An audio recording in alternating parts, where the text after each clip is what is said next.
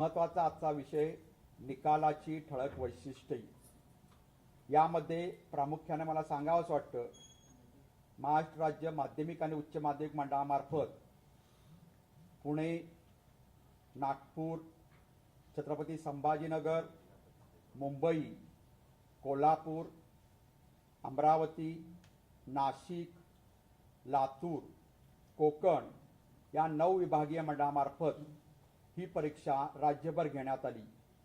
यामध्ये विज्ञान शाखा, कला शाखा, वाणिज्य शाखा, व्यावसायिक अभ्यासक्रम आणि त्याचबरोबर ITI या शाखांसाठी एकूण नियमित विद्यार्थी 14,33,371 या विद्यार्थ्यांनी प्रत्यक्ष नोंदणी केली होती आणि या 14,33,371 नियमित विद्यार्थ्यांपैकी 14,23,970 विद्यार्थी प्रत्यक्ष परीक्षेस प्रविष्ट झाले आणि त्यापैकी 13,29,684 विद्यार्थी या परीक्षेत यश मिळवून उत्तीर्ण झालेले आहेत आणि उत्तीर्णतेची टक्केवारी नियमित विद्यार्थ्यांची ही 93.37% इतकी आहे।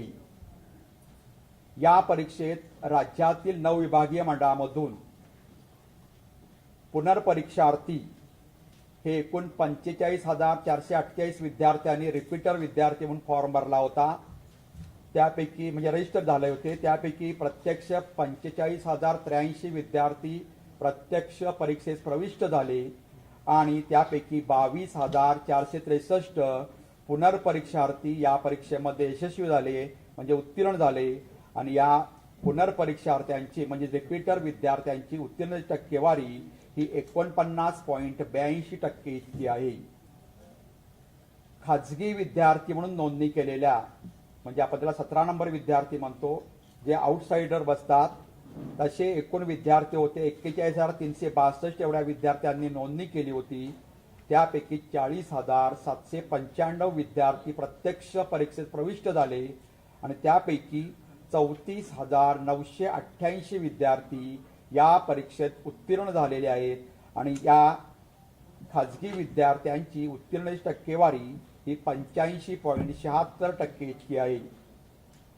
या परीक्षेत राज्यातील 9 विभागीय मंडळामधून एकूण 7,032 दिव्यांग विद्यार्थी या परीक्षेस नोंदणी केली होती।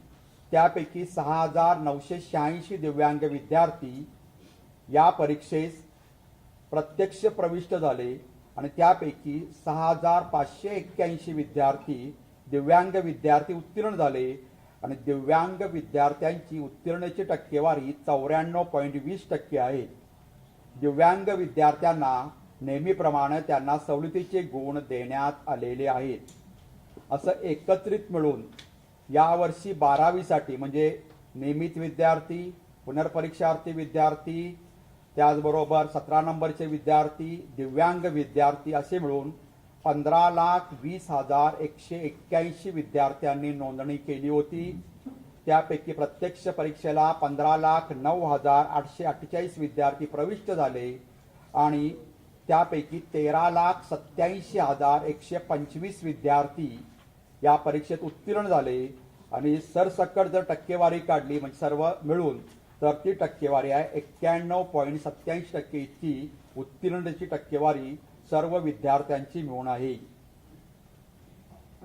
या सर्व विभागीय मंडळातून नियमित विद्यार्थ्यांचा आपण विचार केला तर नेहमीप्रमाणे कोकण विभागाचा निकाल हा सर्वाधिक असून तो 97.51% इतका आहे, तर सर्वात कमी निकाल मुंबई विभागाचा असून तो निकाल 91.95% इतका आहे। सर्व विभागीय मंडळातून नियमित मुलींचा निकाल हा 95.44% इतका आहे, तर मुलांचा निकाल 91.60% इतका आहे।